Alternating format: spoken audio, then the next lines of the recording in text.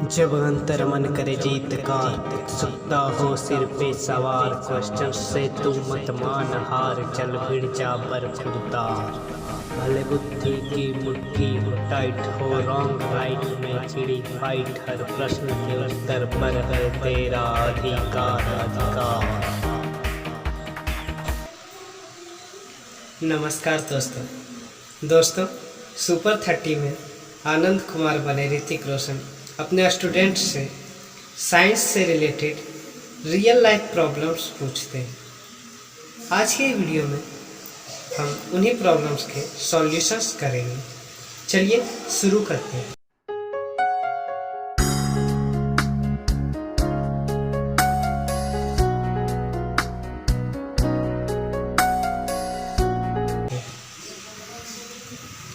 सबसे पहला क्वेश्चन है क्रिकेट प्रॉब्लम।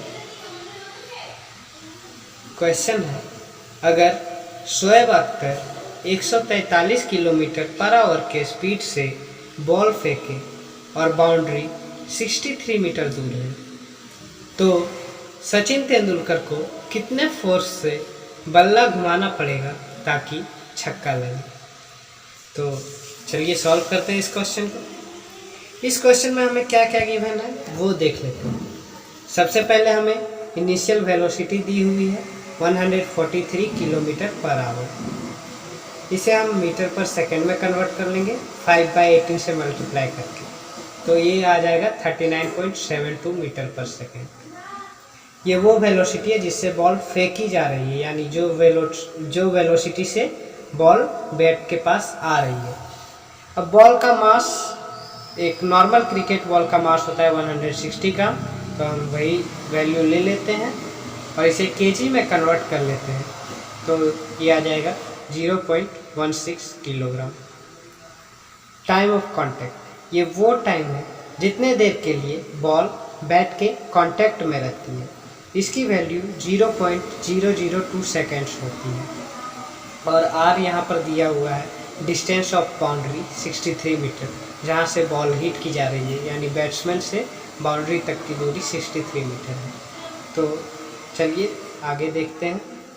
यहाँ पर हम एक एजम्पशन मान के चलेंगे कि जब बॉल को हिट किया जा रहा है तो वो हॉरिजॉन्टल के साथ 45 डिग्री बनाकर प्रोजेक्ट हो रही है।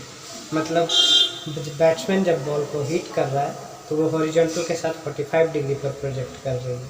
ऐसा इसलिए क्योंकि जब एंगल 45 डिग्री होगा उस केस में फोर्स जो है वो मिनिमम लगेगा। रेंज 63 मीटर है यहाँ पर और थीटा 45 डिग्री। हमें v की वैल्यू निकालनी है, तो प्रोजेक्टाइल मोशन के फॉर्मूले से हम इसे निकाल सकते हैं। r होता है u² sin 2 theta divided by g। तो u यहाँ पर हम v माने हुए हैं तो यहाँ पर v लिखे हैं, और थीटा हमारा 45 डिग्री है, 2 × 45 डिग्री 90 डिग्री होता है, और साइन 90 का वैल्यू 1 होता है, और g का वैल्यू हम यहाँ पर 10 लेके चल रहे हैं, तो v² यहाँ आ गया 630, और यहाँ से v की वैल्यू आ गई 25.09 मीटर पर सेकेंड। ओके, अब हमें फोर्स निकालना है।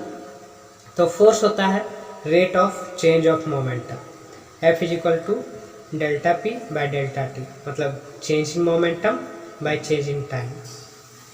तो ये है mu - mv/t। m का वैल्यू हमें पता है 160 ग्राम यानी 0.16 kg, और u की वैल्यू हमें पता है इनिशियल वेलोसिटी जो थी 39.72 मीटर पर सेकेंड। फाइनल वेलोसिटी हमने निकाल लिया है 25.09 मीटर पर सेकेंड, और टाइम ऑफ कांटेक्ट है 0.002 सेकेंड। तो फोर्स हमारा, जब इस वैल्यू को पुट करके हम सॉल्व करेंगे तो फोर्स आ जाएगा 1170.4 न्यूटन, यानी मिनिमम सचिन तेंदुलकर को इतना फोर्स लगाना पड़ेगा 1170.4 न्यूटन का 6 मारने के लिए। ठीक है, नेक्स्ट क्वेश्चन देखते हैं। नेक्स्ट है ट्रेन प्रॉब्लम। क्वेश्चन था कि अगर ट्रेन 120 किलोमीटर पर आवर से चल रहा है और एक एक करके हम उसका डिब्बा निकालते जाएं, तो अकेला इंजन कितने स्पीड से चलेगा? देखते हैं इस क्वेश्चन का सॉल्यूशन। सबसे पहले हम मान लेते हैं कि इंजन का मास स्मॉल है और सारे बॉगीज का मास मिलाकर कैपिटल M है। तो तो यहाँ पर हम कंजर्वेशन ऑफ मोमेंटम का फॉर्मूला लगाएंगे। इनिशियली दोनों मास जो है वो कंबाइंड होके चल रहे हैं यू वेलोसिटी से। यू हमारे पास दी हुई है 120 किलोमीटर पर आवर। और उसके बाद मान लेते हैं जब हम बॉगी को इंजन से अलग करते हैं तो इंजन की वेलोसिटी भी होती है और बॉगी की वेलोसिटी यू ही रहेगी जिससे वो पहले चल रही थी। ऐसा क्यों है इसे हम देखते हैं। यहाँ पर फ्रिक्शन कोएफिशिएंट नहीं दिया हुआ है, इसीलिए हम यहाँ फ्रिक्शन फोर्स को 0 मान रहे हैं। तो बोगी इनिशियली जिस स्पीड से चल रही थी उसी स्पीड से फाइनली भी चलेगी, इसीलिए बॉगी की स्पीड चेंज नहीं होगी। और इंजन की स्पीड हमने भी माना हुआ है, तो यहाँ से जब हम इसको सॉल्व करेंगे तो u = v आ जाएगा हमारे पास, यानी कि स्पीड सेम रहेगा। कब? जब हमने फ्रिक्शन को 0 माना हुआ है। अगर क्वेश्चन में फ्रिक्शन कोएफिशिएंट दिया होता तो हम यहाँ पर फ्रिक्शन फोर्स को भी कंसीडर करते और उस केस में आंसर कुछ और आता। ठीक है, नेक्स्ट क्वेश्चन देखते हैं। Cloud problem. क्वेश्चन था कि इतनी ऊंचाई और -35 डिग्री सेल्सियस पे बादल बर्फ क्यों नहीं बनता। तो सबसे पहले हम समझते हैं कि बादल सॉलिड होता है, लिक्विड होता है या गैस होता है। तो हमें समझना होगा यहाँ पर कि क्लाउड जो है वो mixture of solid, liquid and gas होता है। इसमें वाटर वेपर भी प्रेजेंट होते हैं, वाटर के ड्रॉपलेट्स भी प्रेजेंट होते हैं और कुछ आइस के फॉर्म में भी प्रेजेंट होते हैं जो कि एयर में डिस्पर्स्ड होते हैं। और इसका टेम्परेचर -35 डिग्री से -40 डिग्री सेल्सियस तक होता है, फिर भी वाटर ड्रॉपलेट्स जो है वो आइस में कन्वर्ट नहीं होते हैं। इसका क्या कारण है, चलिए समझते हैं। इसके पीछे लगता है super cooling effect. Super cooling effect एक ऐसा फेनोमेनन होता है जिसमें लिक्विड्स अपने फ्रीजिंग पॉइंट से काफ़ी नीचे टेम्परेचर होने पर भी फ्रीज नहीं होते हैं। अब ऐसा क्यों है? इस सुपर कूलिंग इफेक्ट की खोज सबसे पहले फ़ारेनहाइट ने की थी 1724 में, और तब से ही ये साइंटिस्ट के लिए उत्सुकता का विषय बना हुआ है। इसके पीछे का कारण समझते हैं। एक्चुअली लिक्विड्स तभी फ्रीज होता है जब उसमें सीड क्रिस्टल या न्यूक्लियस प्रेजेंट होते हैं, जिसके चारों ओर लिक्विड एक क्रिस्टलाइन लेयर बनाता है और उसे सॉलिड फॉर्म में शेप देता है। और जब हम प्योर और डीमिनरलाइज्ड वाटर लेते हैं तो उसमें न्यूक्लिएशन साइट्स की कमी होती है, यानी वही न्यूक्लियस या जिसे सीड क्रिस्टल भी कहते हैं वो एब्सेंट होता है। इस फॉर्म में वाटर को लाने के लिए या तो हम रिवर्स ऑस्मोसिस कर सकते हैं या केमिकल डीमिनरलाइजेशन कर सकते हैं। तो इसी प्रकार जब वाटर क्लाउड में होता है तो उसमें न्यूक्लिएशन साइट्स की कमी होती है, जिस कारण वो पूरा का पूरा आइस में कन्वर्ट नहीं हो सकता टेम्परेचर कम होने पर भी। तो नेक्स्ट क्वेश्चन देखते हैं। Handshake problem.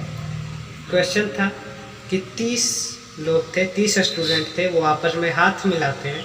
उसके बाद सर उनसे पूछते हैं कि टोटल नंबर ऑफ हैंडशेक कितना हुआ। तो चलिए इस क्वेश्चन को कैसे सॉल्व करेंगे देखते हैं।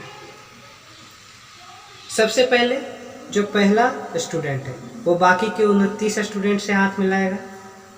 अब जो दूसरा स्टूडेंट है वो पहले से तो हाथ मिला चुका है और खुद से वो हाथ मिलाएगा नहीं, तो मतलब वो 28 लोगों से हाथ मिलाएगा। तीसरा स्टूडेंट है उससे तो दोनों हाथ मिला चुके हैं, पहले और दूसरे वाले, तो वो बचे हुए 27 लोगों से हाथ मिलाएगा। इसी तरह चौथा जो है वो 26 लोगों से, पांचवा 25 लोगों से, और इसी प्रकार जो 29वां होगा वो बचे हुए एक से हाथ मिलाएगा। और इसी प्रकार सब लोग आपस में हाथ मिला लेंगे। तो यहाँ पर नंबर ऑफ हैंडशेक्स कितना हो गया हमारे पास, सम करते जाएंगे 1 + 2 + 3 + ... 29। तो ये एक AP में आ गया और AP का सम हमें पता है n × a + l / 2। तो ये आ जाएगा 29 × 29 + 1, 29 टोटल नंबर ऑफ टर्म्स है। यहाँ फर्स्ट टर्म 1 है, लास्ट टर्म 29 है। तो इसको सॉल्व करने पर आ जाएगा 435 आएगा, 415 नहीं आएगा। यहाँ पर एक करेक्शन है। 29 × 30 870 होता है और 870 को 2 से डिवाइड करेंगे तो 435 आएगा। Sorry for the mistake. तो आज के वीडियो में इतना ही। हमने सुपर 30 के 4 क्वेश्चन को सॉल्व किया। तो like share and subscribe. Thank you.